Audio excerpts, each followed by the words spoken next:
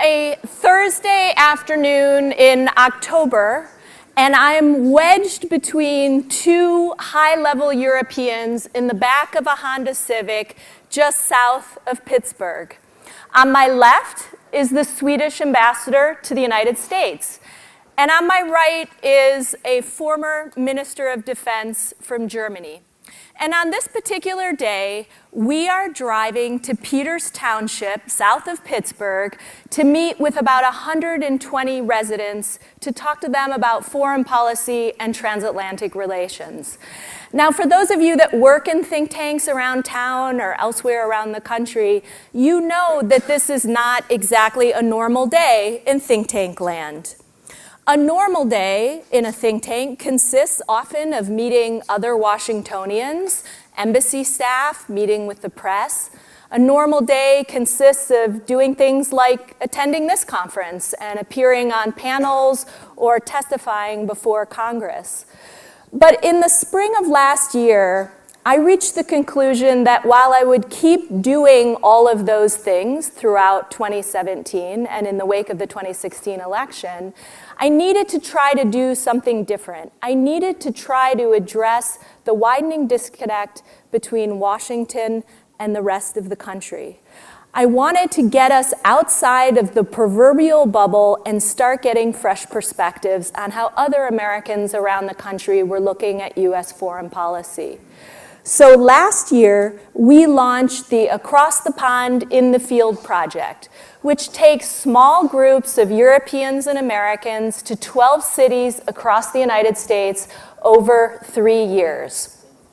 The aims of this project are fairly straightforward. We want to expose the Washingtonians on these trips and the Europeans that come along with us to fresh perspectives and new views. We wanted to give them a chance to hear from people outside of Washington. And particularly, we wanted to give our European friends the chance to develop some lasting relationships with cities outside of New York and Washington and San Francisco, which are commonly visited by our partners and allies around the world. So every trip that we take consists of 2 days and basically follows the same basic format. First and foremost, we hold a public event. This is the public event that we held in Peters Township outside of Pittsburgh. We always talk to the local media. This is the Norwegian ambassador doing some radio last week in Grand Rapids, Michigan. We meet with business leaders, chambers of commerce, trade associations to talk to them about the business climate in their community. And we always talk to students, both at the high school level and the university level. This is a picture of a meeting we had at East High in Salt Lake City. And the question I'm asking the students here actually is, how many of you speak a second language? It was really a phenomenal response and was quite a surprise, as you can imagine. So far on this project, we have visited 4 cities. We've gone to Pittsburgh, we've gone to Salt Lake City, Utah, we've gone to Tampa, Florida, and we've gone to Grand Rapids, Michigan.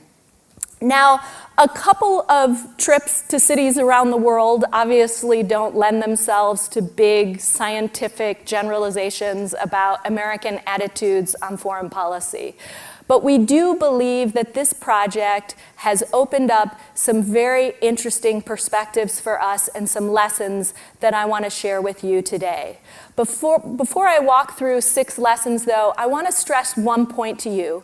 On this trip, our goal, or on all of these trips, our goal has never been to lecture. We don't show up in these cities to tell other Americans how to think. We're trying to foster a civil and genuine exchange of ideas and allow the Americans we meet to challenge some of our long-standing core assumptions. So let me walk you through 6 lessons that we believe that we've been able to vacuum up from some of these trips so far. So lesson number 1, Americans are eager to engage on America's role in the world. When I was wedged in the back seat of that Honda Civic south of Pittsburgh, the question that kept going through my mind over and over again was, is anyone actually going to show up? And I asked myself whether Americans outside of Washington actually have any interest in engaging with the foreign policy elites that are regularly portrayed in the media as out of touch and irrelevant. Well, to our great surprise, people do show up, and sometimes in stunningly large numbers. We've had public events that have drawn anywhere from 100 to 200 people, and in some of my own engagements separate from this project around the country, I've been able to meet with audiences of 300 to 700 people.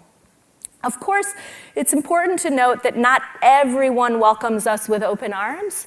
Before we went to Pittsburgh, I placed an op-ed in the Pittsburgh Post-Gazette, the local paper, to explain why someone like me needed to get outside of Washington. And when that piece ran, CNAS did receive a handful of phone calls from people actually telling us not to come. So fortunately, we never encountered that perspective in person, and most of the people that we've engaged with, even people we've had disagreements with, have thanked us for coming and trying to engage. But the fact that a project that's designed to seek out and hear from alternative points of view can create such a visceral reaction among at least some people out there across the country does tell us a thing or two about the level of mistrust that exists and the animosity towards this city. Lesson number 2, no single foreign policy issue occupies the minds of Americans today. When you look at the polling data and you ask Americans what keeps you awake at night, what are you most worried about? Most of the time they cite terrorism as their #1 concern. What we found a little bit surprising being out on the road is how few times Americans raise the issue of terrorism with us, or the Islamic State, or Al-Qaeda, or any other terrorist group. Instead, we find that the questions that we encounter literally vary by the hour and by the day and by the location. We have talked to Americans about just about everything under the sun, from North Korea to the NATO alliance to NAFTA. Lesson number 3, some conspiracy theories and misleading narratives are starting to take root across the country, particularly in the area of immigration and refugees. While most of the Americans that we've talked to are incredibly well informed and have peppered us with some of their toughest questions, we have found that in the age of disinformation, it's not uncommon to occasionally stumble on some conspiracy theories, particularly in regards to refugees. And I'll give you a few examples.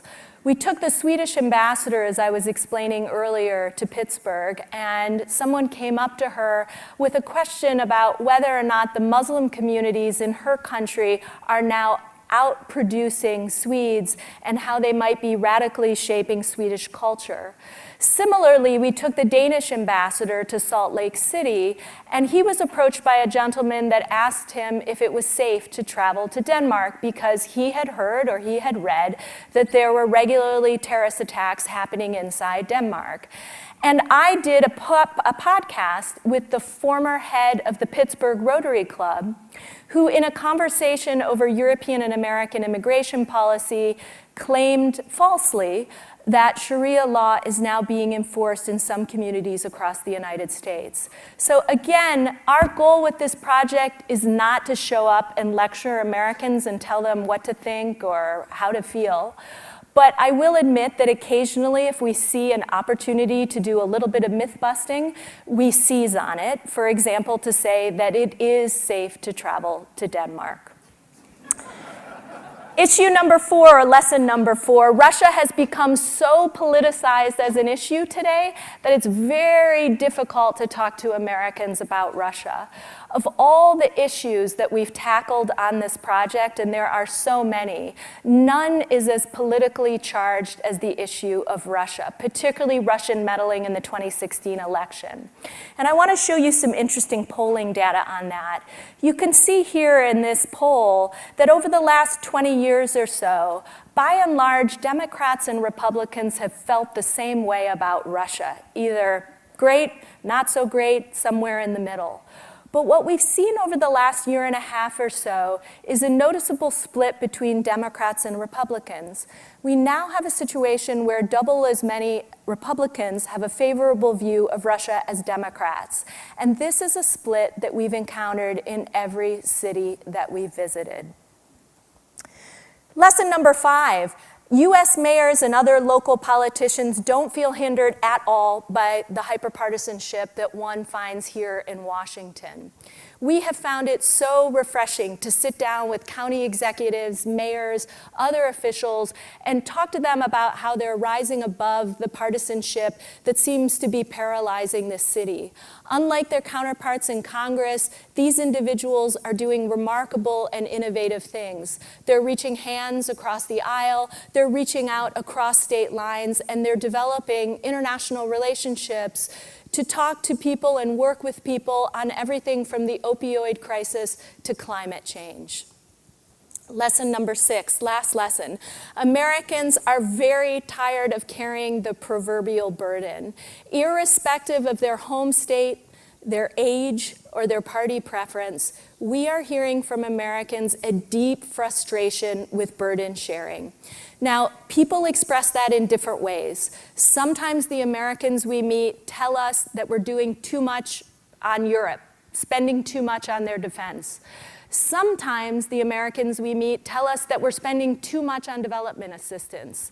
And still other Americans we meet just say we're tired of being the world's policeman. But taking all of those sentiments and translating them into actual policy is very complicated. We have certainly met Americans that believe that the president's America First slogan, paired with his policies on everything from trade to refugees, they believe that's the right way forward. And yet we've also met Americans, some of which believe that while they're deeply frustrated with burden sharing, they're not quite ready to conclude that they want to support an anti-trade or, say, anti-NATO position. So let me show you a little bit of polling data on that, which is interesting. Here, this is a poll where someone asked, is international trade good for the US economy, consumers like you, or creating jobs? You can see that over the last year, the numbers on this are actually up in all 3 categories. And similarly, we have a situation, this is a little bit harder to read, but what you want to look at is the green line that's second from the bottom. This is showing how Americans feel their favorability ratings of the NATO alliance. You can see it's been more or less constant for the last couple of years, but just in the last 2 years, that line has started to go up. But nevertheless, the palpable sentiment that America is somehow unfairly doing too much of something permeates most of the discussions that we have outside of Washington. And I don't think any future US president will be able to ignore that. Even in cases where they support global engagement, a lot of the Americans we're speaking to want to see more leadership from our partners and allies around the world. In their websites and in their promotional materials, a lot of think tanks around town like to talk about their impact. They're either working on some intractable problem or they're charting a course towards a better world, or both, all the above. But we believe that this project fundamentally is important even if we aren't changing the world. I'm not here to tell you that we are going to radically change the world with this outreach project. Mostly, it's an important way for us to hear from people outside of Washington and for us to do some learning. And so this project, in addition to all of the work that you've heard about here today, this project will continue. We believe that it's an important way to break out of the conventional think tank model and a very important way to give us all the chance to pause, reflect, and hear from people who think differently about the world. Our next stops will be in Boise and Milwaukee this fall. Thank you.